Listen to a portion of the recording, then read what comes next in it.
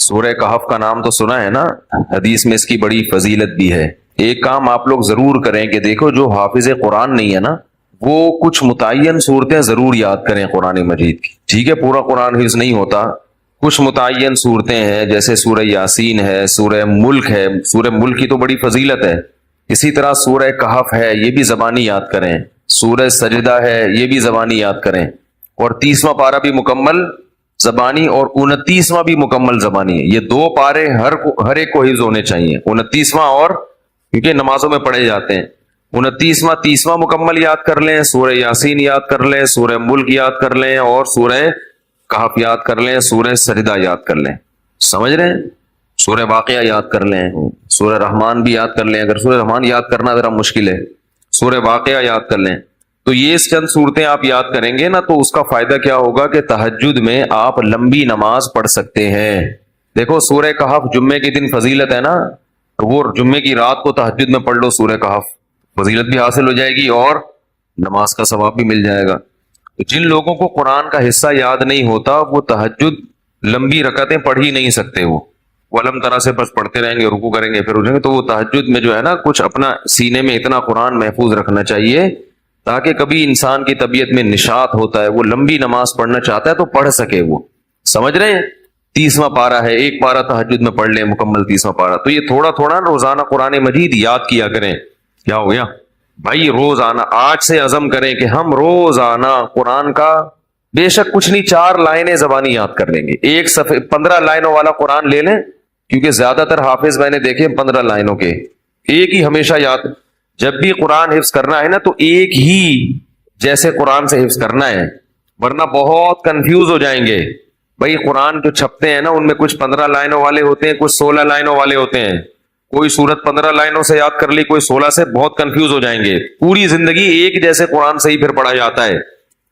تو آج سے یہ ہمت کر لیں، جتنے لوگ فیس بک پہ بھی سن رہے ہیں، نیٹ پہ بھی سنیں گے، آپ لوگ بھی جو موجود ہیں، روزانہ قرآن کی 3-4 لائنیں زبانی یاد کرنی ہے ان متعین صورتوں کی۔ 3-4 زیادہ بوجھ نہ ڈالیں اپنے اوپر ورنہ مایوسی ہو جاتی ہے۔ تو اس میں بڑی برکت ہوگی، 1-2 سال میں بہت ساری صورتیں یاد ہو چکی ہوں گی۔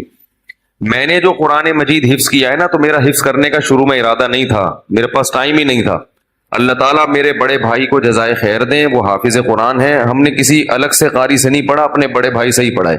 تو وہ ہمیں روزانہ سب بہن بھائیوں کو لے کے صبح بیٹھ جاتے تھے فجر کے بعد، اور ہمیں انہوں نے پڑھانا، قاعدہ تو میرے والد صاحب نے پڑھا دیا تھا، نورانی قاعدہ، اور کچھ دعائیں یاد کرا لی۔ باقی بڑے بھائی نے پھر قرآن پڑھانا شروع کیا۔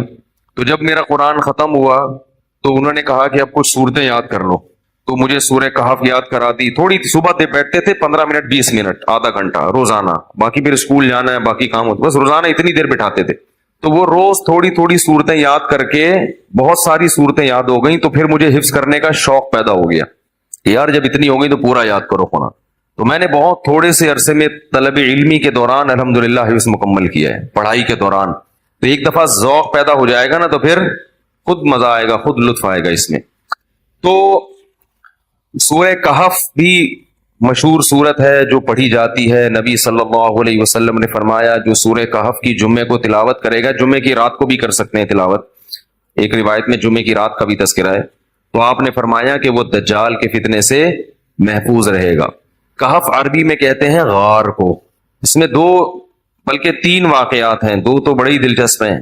پچھلی قوموں میں چند نوجوان تھے جو ایمان لے کر آئے، جو کیا کیا انہوں نے، لیکن وہ جس ملک میں وہ رہتے تھے وہاں کا بادشاہ بڑا ظالم تھا، وہ ایمان والوں کو زندہ رہنے نہیں دیتا تھا۔ تو ان نوجوانوں نے مل کے یہ کہا کہ ہم یہاں رہ کر اپنے ایمان کی حفاظت نہیں کر سکتے، ایمان ظاہر کریں گے یہ ہمیں مار دیں گے، تو ہم اس ملک کو چھوڑ کر کہیں نکلتے ہیں۔ یہ بڑی قربانی ہوتی ہے اپنا ملک چھوڑ دینا اللہ کے لیے۔ ہمیں چھوڑنے کی ضرورت اس لیے نہیں ہے کہ ہم چھوڑ کے جائیں گے کہاں، یہ بڑا مسئلہ ہے نا۔ تو ہم یہیں رہ کے دین پر عمل کریں، اور الحمدللہ اللہ کا شکر ہے اتنا ہے کہ جو کرنا چاہے تو عمل کر سکتا ہے۔ تو انہوں نے کہا کہ اب ہم کیا کرتے ہیں، یہاں سے نکلتے ہیں۔ اب اللہ نے دیکھو ان کے ساتھ کیسی رحمت کا معاملہ کیا۔ اصل میں یہود و نصارہ اس واقعے کو جانتے تھے، تو وہ نبی کی نبوت کا امتحان لے کے لیے انہوں نے نبی سے یہ واقعہ پوچھا کہ اصحاب کہف کا کیا واقعہ ہے۔ یہود و نصارہ تو جانتے تھے، ان کی آسمانی کتابوں میں بھی تھا، تاریخ سے بھی نقل ہوتا چلا آ رہا تھا نا، بڑا دلچسپ واقعہ تھا، تو یہ چیزیں تو پھر سینہ بسینہ نقل ہوتی ہیں. لیکن یہ واقعات مشہور تھے مدینہ میں جہاں یہود و نصارہ رہتے تھے. اہل مکہ کو ان چیزوں کا علم نہیں تھا، تو انہوں نے نبی کا امتحان لینے کے لیے پوچھا کہ اصحاب کہف کا کیا واقعہ ہے.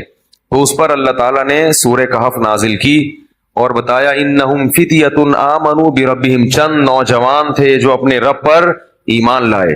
اکثر توبہ کی توفیق جوانی میں ملتی ہے، چاہے گناہوں سے توبہ کرنی ہو یا کفر سے توبہ کرنی ہو. میں نے بوڑھوں کو بہت کم دیکھا اسلام قبول کرتے ہوئے، بلکہ دیکھا ہی نہیں. جتنے میں نے غیر مسلمان ہوتے ہوئے اپنی زندگی میں دیکھے ہیں وہ سب کیا ہوتے ہیں؟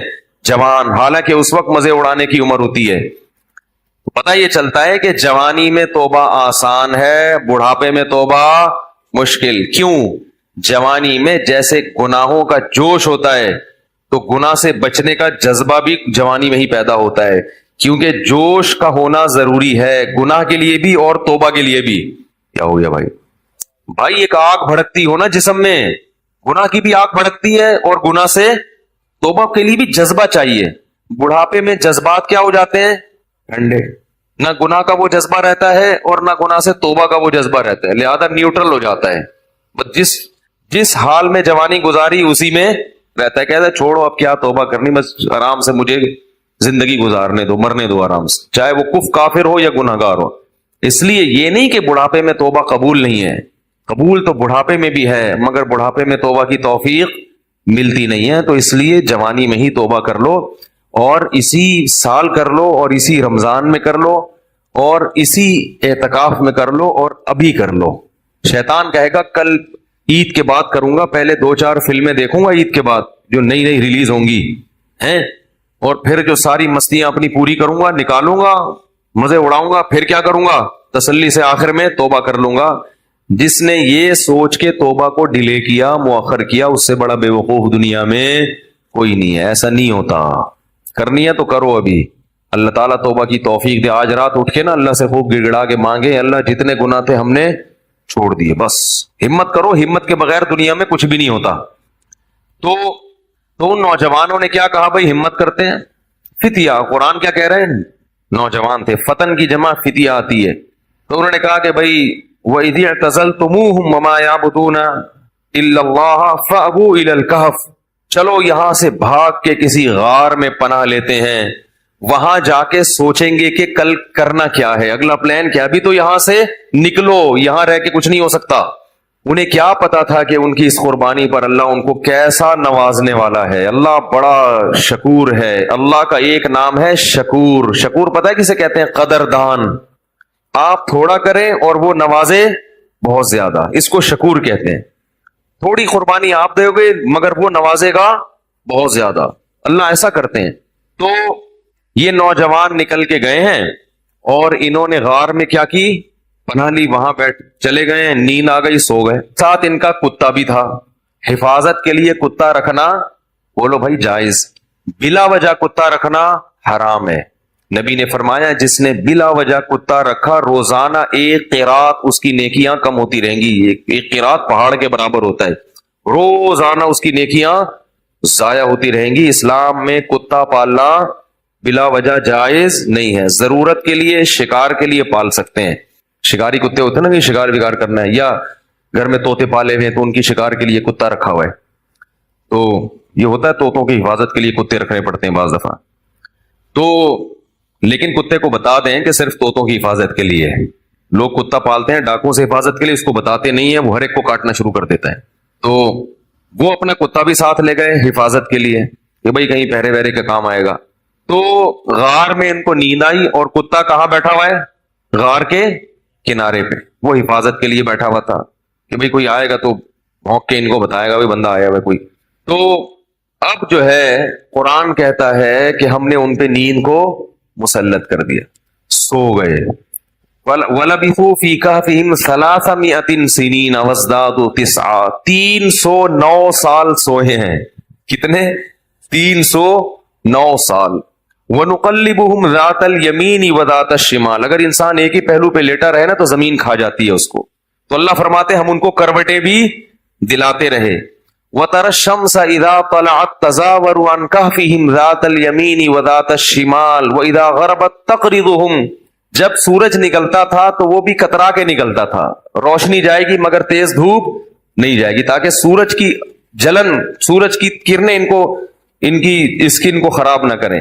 اور اللہ فرماتے ہیں 309 سال تک کتا جس انداز میں بیٹھا رہا ہے، لَوِ اطَّلَعْتَ لَوَلَّيْتَ مِنْهُمْ رُعْبًا وَلَمُلِئْتَ مِنْهُمْ فِرَارًا. وہ کیا ہے؟ لَوِ اطَّلَعْتَ عَلَيْهِمْ لَوَلَّيْتَ مِنْهُمْ فِرَارًا وَلَمُلِئْتَ مِنْهُمْ رُعْبًا. کہ تم اس کتے کو دیکھتے تو روب کی وجہ سے وہاں سے بھاگ جاتے. اللہ نے کتے پر ایسا روب ڈال دیا کہ کوئی بھی اس کے قریب پٹک نہیں سکتا، تاکہ ایسا نہ ہو کہ 309 سال میں ظاہر ہے کتنے لوگ یہاں سے گزریں گے، غار میں جا کے ان کو نقصان نہ پہنچائے. تو کتے کی ایسی وحشت. 309 سال کے بعد اللہ نے ان کو اس دوران کیا ہوا؟ وہاں حکومت کا کیا ہو گیا؟ بادشاہ مر گیا، پوری رعایا تبدیل ہو گئی، کوئی نیک بادشاہ آ گیا اس ملک میں جو توحید پرست تھا اور نیک لوگوں کی قدر کرتا تھا. پوری رعایا تبدیل ہو گئی، حکومت تبدیل ہو گئی 309 سال میں. تو یہ 309 سال کے بعد سو کے اٹھے ہیں، اب پریشان ہے کہ یار ہم کتنا سوئے ہیں. کسی نے کہا کہ ہم 24 گھنٹے سوئے ہیں، کسی نے کہا کہ نہیں بھائی آدھا، کیونکہ یہ تو سوچ ہی نہیں سکتے تھے نا اتنے 100 سال تک ہم سوتے رہے. تو ایک نے کہا کہ اللہ ربکم اعلم بما لبثتم، اللہ کو پتا ہے بھائی کتنا سوئے ہیں، چھوڑو اس بحث میں کیا پڑھنا، 24 گھنٹے یا آدھا دن یا ایک دن، چھوڑو کیا کرنا اس بحث. تو ایسا کرو فبعثوا بورقکم هذه الى المدینہ. کیا ہوا بھائی؟ فبعثوا بورقکم هذه الى المدینہ، یہ سکہ رائج الوقت لے کے جاؤ. کیا کرو؟ سکہ رائج الوقت. یہ رائج الوقت میں خود لگا رہا ہوں کیونکہ آج کسی کا نکاح پڑا ہے نا جمعے میں، اس میں لکھا تھا 1,00,000 روپے سکہ رائج الوقت. تو یہ پرانی اصطلاحات پتہ نہیں لوگ کیوں استعمال کرتے ہیں بھائی. تو رائج الوقت ہی ہے اور کیا ہوگا. بیوی رائج الوقت ہے، دولہا رائج الوقت چل رہا ہے، تو سکہ بھی کون سا ہوگا؟ رائج الوقت ہی ہوگا.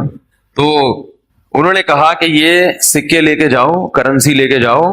فَلْيَنْظُرْ أَيُّهَا أَزْكَىٰ طَعَامًا، اور دیکھ کر آؤ کون سا پاکیزہ کھانا ہے، کیونکہ غیر مسلم ریاست ہے، حلال ملنا، اس سے پتہ چلتا ہے کہ غیر مسلم اسٹیٹ میں رہنا بڑا مشکل کام ہے. لوگ یورپ امریکہ میں جا کے جو آئے کھا لیتے، کہتے بسم اللہ پڑھ کے کھا لو، یہاں کیا حلال حرام، اتنا مشکل کام ہے. نہیں، آپ کو تحقیق کرنی پڑے گی. غیر مسلم ملک میں گوشت کھانا آپ کے لیے حلال نہیں ہے جب تک کہ یقین نہ ہو کہ یہ حلال طریقے سے ذبح کیا گیا ہے. اور محض حلال کا ٹھپا کافی بولو یار نہیں ہے، کہتے اس پہ حلال کا ٹھپا لگا. حلال کا ٹھپا لگانے میں کتنے ٹائم لگتا ہے. لوگوں نے مہریں بنا کے رکھی ہوئی، حلال لکھا ہوا ہے، ہر چیز پہ سور پہ بھی ٹھپا لگا رہے ہیں حلال. جو چیز آ رہی ہے اس پہ کیا لگا دیتے ہیں؟ حلال کا ٹھپا.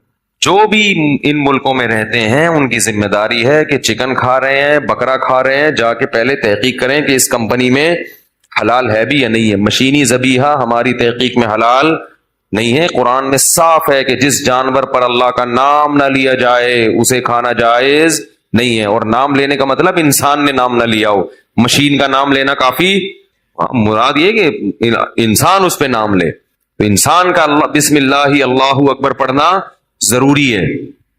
تو یہ بھی پاکستان کی ایک فضیلت ہے کہ یہاں الحمدللہ حلال گوشت وافر مقدار میں ملتا ہے، یقینی حلال ہوتا ہے، اپنے سامنے سے ذبح ہوتا ہے، بالکل صاف نظر آ رہا ہوتا ہے. بڑی نعمت کی بات ہے. بعض ملکوں میں شروع ہو گیا ہے لیکن جہاں بھی گیا ہوں مزہ نہیں آیا، مشکوک ہے، اطمینان نہیں ہوتا. تو فَلْيَنْظُرْ أَيُّهَا أَزْكَىٰ طَعَامًا، دیکھ کر پاکیزہ مال لے کر آؤ. جو غیر مسلم ہے پتہ نہیں مردار بھی کھاتے ہوں گے، تو حلال تلاش کرو. وَلْيَتَلَطَّفْ، اور ذرا احتیاط سے جانا. لا يشعرن بكم احدا، کسی کو پتہ نہ چلے تمہارے بارے میں. چپکے سے جانا، رومال ڈال کے اور پتلی گلی سے راشن خرید کے، کھانا خرید کے لے آنا. انہم ان یظہروا علیکم یرجموکم، کیونکہ ان کو اگر ہمارا پتہ چل گیا ہمیں پتھروں سے مار کے ہلاک کر دیں گے، اتنے دشمن تھے اسلام کے.